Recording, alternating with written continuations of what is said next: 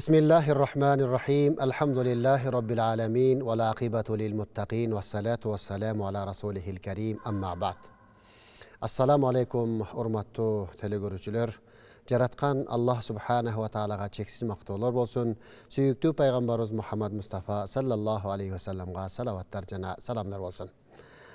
Qayradan kөгүлтүр экран аркылуу көрүштүргөн Аллага чексиз мактоолор болсун. Бүгүнкү берүүбүздө хуснуль ахлак, адам баласынын көркөм адеп ахлагы, кулк мүнөзү жөнүндө динибиздин асыл насааттарына назар салмакчыбыз. Аллах субханаху ва таала пайгамбарыбыз саллаллаху алейхи ва салламды рахматул лил аламин, бүт аламдарга бардыгы үчүн рахмат, райымдуу, мээримдүү кылып жиберген, мээрим кылып. Ошол сүйүктүү пайгамбарыбыз саллаллаху алейхи ва саллам өзү жашап, жашоосунда сиз менен бизге абдан бир жакшы көрүнүктүү өрнөктөрдү калтырып кетти. Аллах субханаху ва таала пайгамбарыбыз саллаллаху алейхи ва салламдын өрнөктүү жолунда жолун карманууга, ээрчүүгө буйрук дагы берди.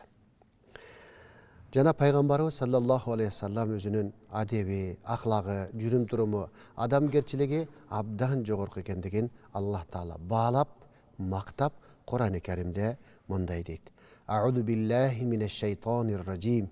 Bismillahirrahmanirrahim. Ve inneke le'ala hulukin azim. Sadakallahul azim. O Allah'tan süyüktü elçisi, yani Muhammed Aleyhisselam, elbette siz huluktun, adep, ahlaktın, kulk münözdün en büyük darajasındasınız dedi. Пайгамбарыбыз ушунчалык адамгерчиликтүү болгон, кичипейил болгон, улууга, кичүүгө бардыгына бирдей чын көңүлү менен мамиле жасаган.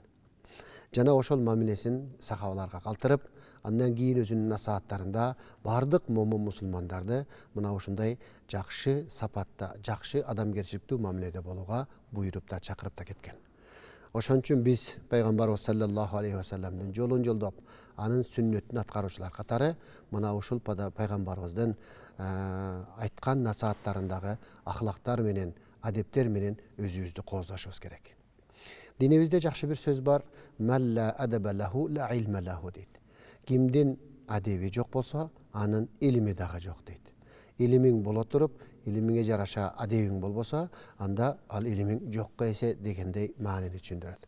Ошондуктан ар бир нерсенин адебин, ахлагын, адам өзүнүн жеке ахлагы менен өзүнө өзү кооздогонго дайым аракет кылыш керек. Ошол адам баласынын айдай көркүн бузуп турган, адамдын адамгерчилигин кетирип турган, адамдагы ички дүйнөсүндө жашаган жаман касиеттер бар. Ал текеберчилик, өзүнү башкалардан үстөн коюшлук, дайым өзүн гана деп, өзүнү гана ойлогондук. Ошондой эле ачуусу келген мезгилде ачуусун кармана албай, башкаларга өзүнүн үстөмдүгүн, өктөмдүгүн өткөзүү, копол мамиле жасоо, кол көтөрүү, зулумдук кылуу, мына ошого окшогон жаман нерселердин бардыгы аркасынан келип отурат. Аллах субханаху ва таала ушул адамдын ички дүйнөсүндө жашаган ушул көрө албастык, жалганчылык, эки жүздүүлүк, бирөөнүн жакшылыгын, ийгилигин көрө албаган жанагындай хасат адамдын ичинде жашаган ушундай жаман нерселер бар. Ушулардын бардыгын адам өзү аны айыктырса, анын кемчиликтин үстүнөн иштесе, анын жойлары бар. Ал инсан канчалык өзүнө өзү мухасаба кылса, мухасаба дегени адам өзүнө өзү эсептесе, өзү менен өзү эсептешсе, эмнени туура кылдым, эмнени туура эмес кылдым, кимдин көңүлүн оруттум, кайсыл сөздү туура, кайсыл сөздү туура эмес, кайсыл сөздү орунду, кайсыл сөздү орунсуз сүйлөп койдум деп, өзүнүн кыймыл аракетине, сүйлөгөн сөздөрүнө өзүнө өзү баа бермейинче, инсан өзүнө абдан жакшы инсан, ийгиликтүү инсан, мен туура жолдо баратамын деген күмөн менен шайтандын жолуна түшүп алганын билбей калат. Динибизде айтат, Пайгамбарыбыз саллаллаху алейхи ва саллам Хазирети Анас пайгамбарыбыздан хадисте риваят кылып айтат: "Ахсанун наси хулукан", инсандардын арасынан эң жакшы инсан бул кулк мүнөзү жакшысы дейт. Алла таала кереметтүү Кур'анда айтат: "Вал казиминал гайза вал афина анин нас". Садакаллахул азим. Казимина al-ghays. Ачуусу келгенде ачуусун жута билген. Афина аниннас, ошондой эле адамдарга кечиримдүү болгон, жана алардын кетирген анча мынча кемчиликтерин көз жумуп кечиримдүү болгон инсан бул эң жакшы дейт. Демек ошол адамдын адамгерчилиги, ошол ачуусу келген мезгилде сыналары бул бушук нерсе. Үй бүлөгө карата дагы ачуу келген мезгилде мындай бир сабырдуу мамиле болуш керек. Мына ошондо адамдын адеп аклагы бир канча жолу оңолору жөнүндө айтылат. Текебирлик дагы бир ушундай бир касиет. Бул инсандагы ошол аклагын, кулкун, адамгерчилигин жоюп аткан, кетирип аткан бир касиеттер. Аллах субханаху ва таала кереметтүү Кур'ан-ы Каримдин аяттарында мындай деп кайралат. Вала тамши фил арди мараха. Жер бетинде боюңду көтөрүп, маарканып, мактанып баспагын. Мындай айтканда, текебирленип баспагын.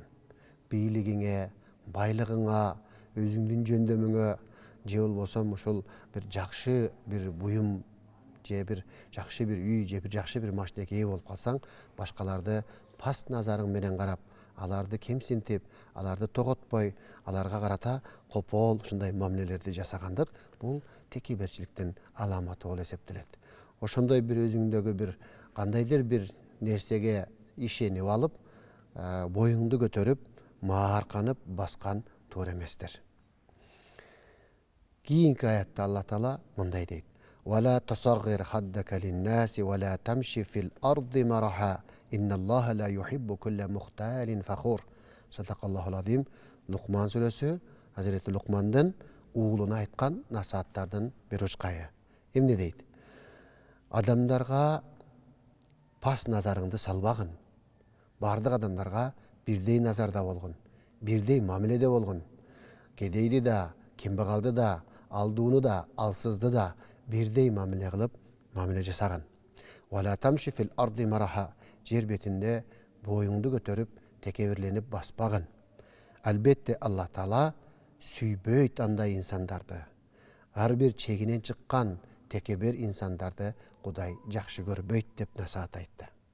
Демек, текебирчилик инсанды ушундай өзүмчүлдүккө, ушундай бир сырттан караган адамга аябай копол, адепсиз, мындай орой мамиле кылган адам катары көрсөтөт.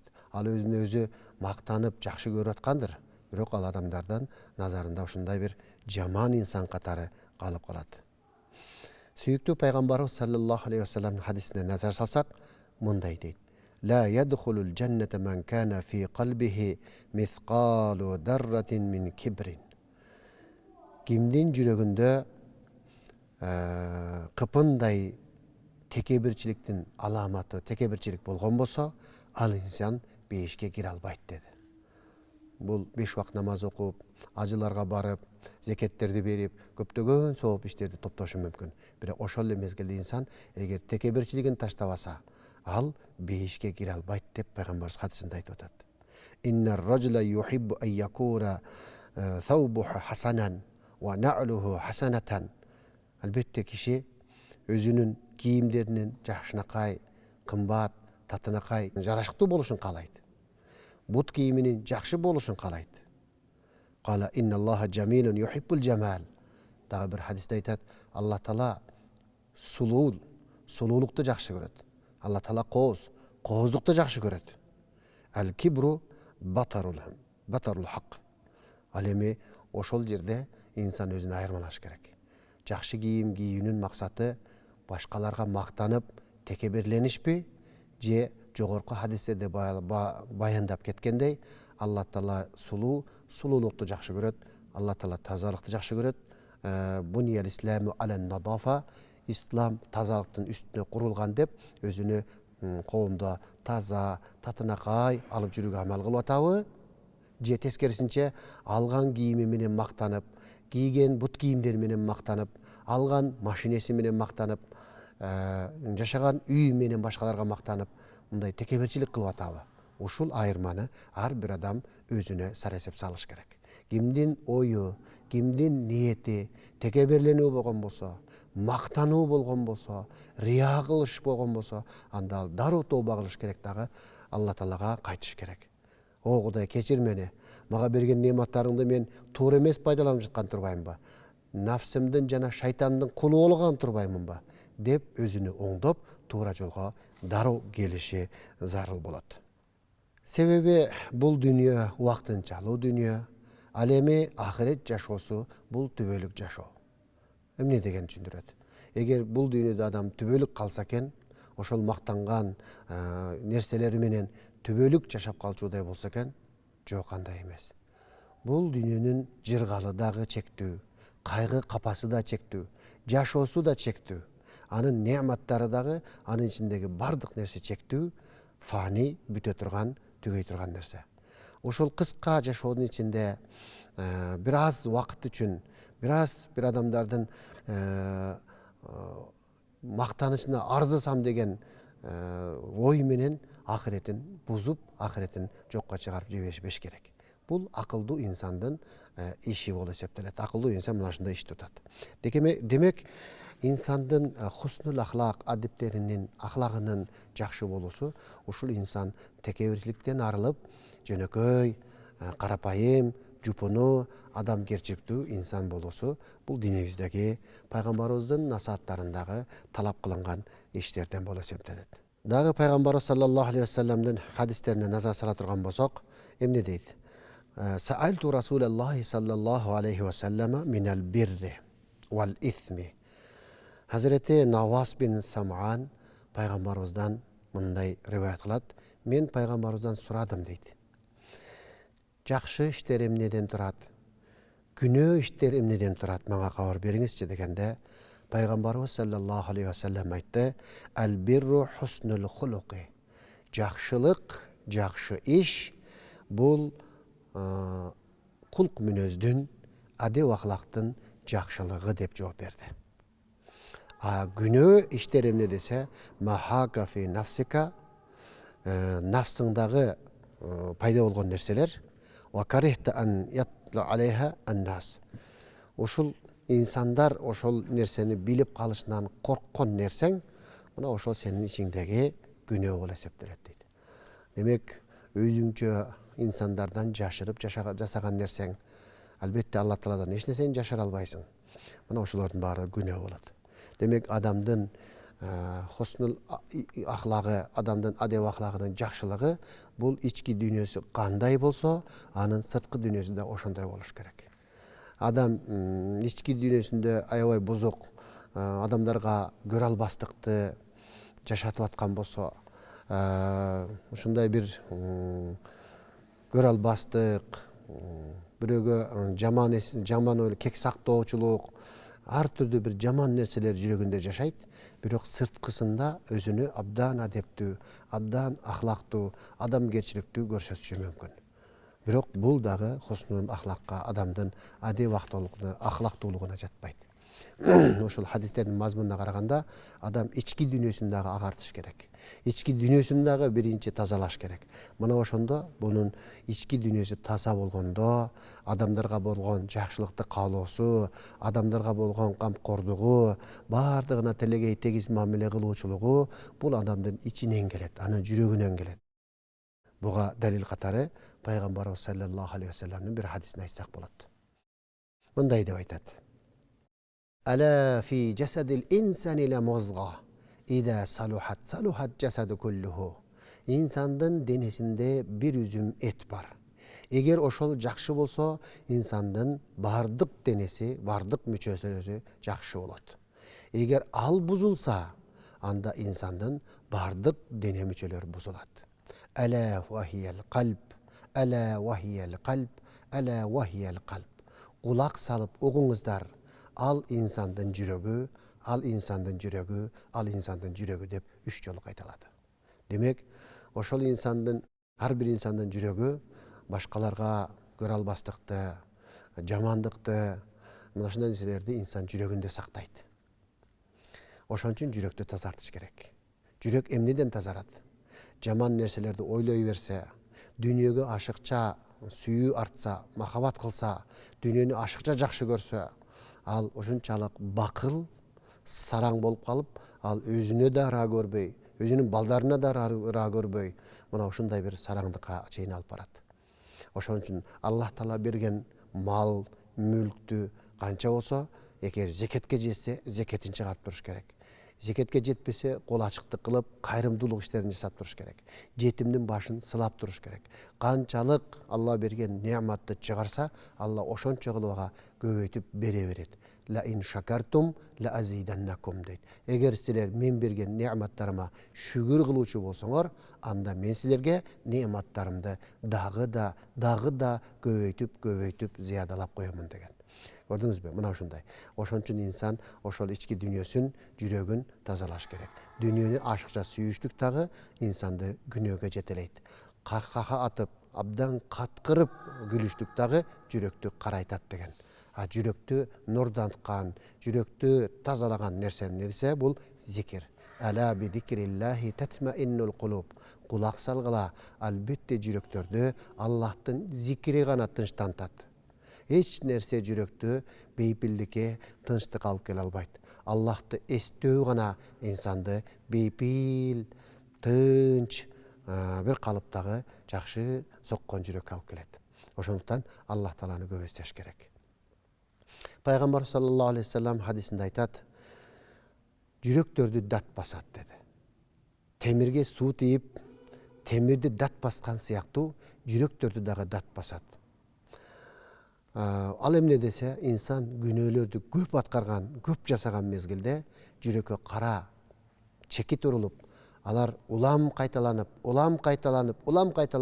инсандын жүрөгү кап-кара болуп карайып калат. Бул карарган жүрөктөн инсандын ой жүгүртүүсү кара болот. Адамдарды караганда алардан жакшылыкты эмес, алардан жамандыкты көрөт. Адамдардын кемчилдигин гана көрөт. Адамдардын жакшылыгын, адамдардын ийгилигин эч качан көрө албайт ал. Ал кедей кембагал инсандарды көргөндө анын ырайымы келбейт, ал ташбоор болуп калат. Мына ошол карарган жүрөк инсанды дайым жамандыктарды ойлотуп, жаман нерселерди кылууга алып төртө турган нерсе. Ошон үчүн ошол дат баскан жүрөктү тазалаштын жолун пайгамбарыбыз айтты. Аксиру мин каули ла илаха иллаллах. Ла илаха иллаллах келимесин көп айткыла деди. Мына ошондо силердин жүрөгүңөр агарат, тазарат деди. Экинчиси, өлүмдү эстегиле, бул силердин жүрөгүңөрдү жумшартат жана агартат деди.